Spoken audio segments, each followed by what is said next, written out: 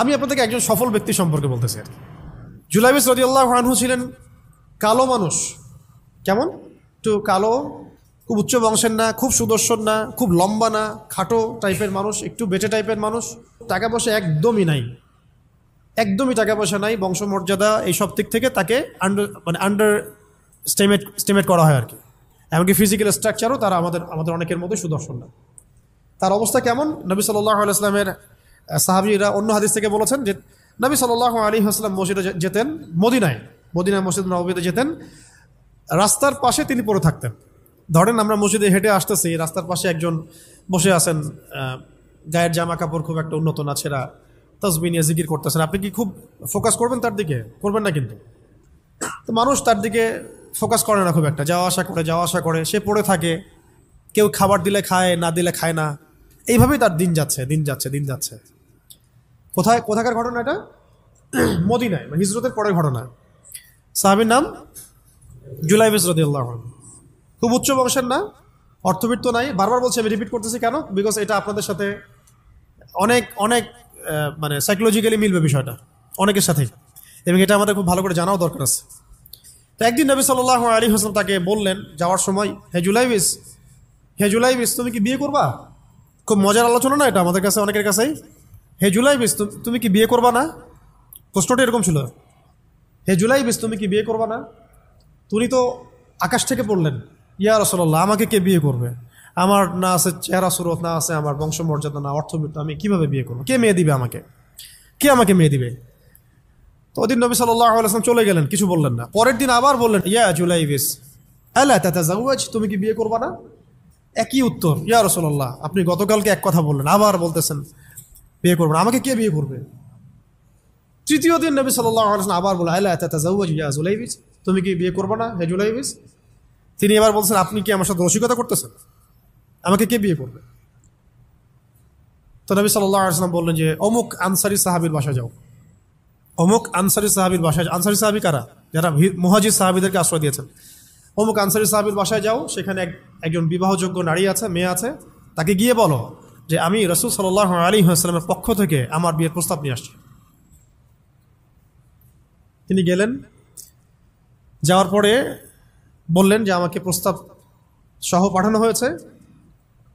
মেয়ের বাবা আর মায়ের রিয়াকশন ছিল অনেকটা সাধারণত যা হয় তেমন আর কি।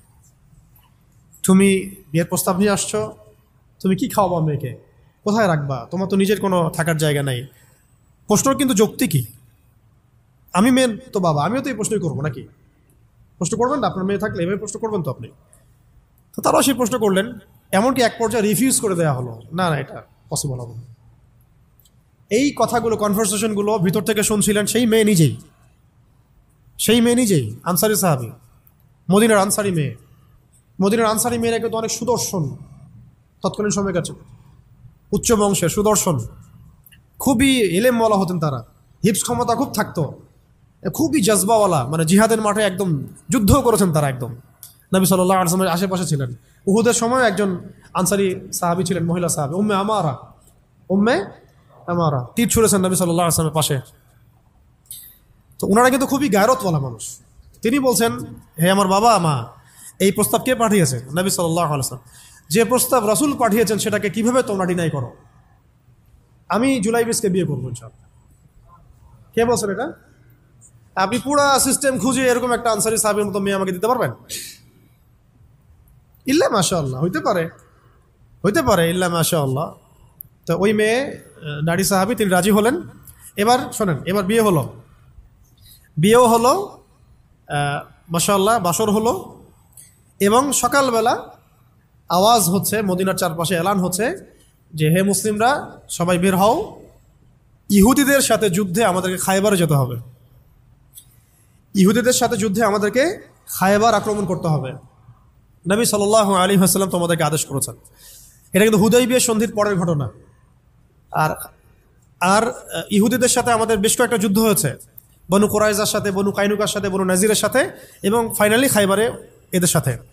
তো জুলাইবিস রাদিয়াল্লাহু আনহু বের হয়ে গেলেন যুদ্ধের জন্য, এবং খায়বারে যুদ্ধ হলো, খায়বার অবরোধ করা হলো, এবং খায়বার যুদ্ধের বিশাল হিস্ট্রি আছে, আপনারা পড়ে নিয়েন, লম্বা কথা। খায়বার দুর্গ জয় হয়, এবং এই দুর্গ পুরো জয় করতে, সবগুলো দুর্গ জয় করতে মোট 12 থেকে 16 জন মুসলিম সাহাবী শহীদ হন। 12 থেকে 16 জন বা 18 জনের মতো আর কি, এই ফিগার এইটুকুর মতো, 12 থেকে 16 বা 18 এতটুকু, এত কম সংখ্যক সাহাবী শহীদ হয়েছেন খায়বার যুদ্ধ জয়ে। আর ইহুদিদের তো বহু ইহুদি মারা গেছে। এবং খায়বার বিজয়ের পরে মুসলিমদের আর্থসামাজিক যে অবস্থান, মানে টাকা পয়সা, ল্যান্ড, গনিমতের মাল প্রচুর বেড়ে গেছে। এখন নবী করিম সাল্লাল্লাহু আলাইহি ওয়াসাল্লাম শহীদদের লাশ তালাশ করছেন।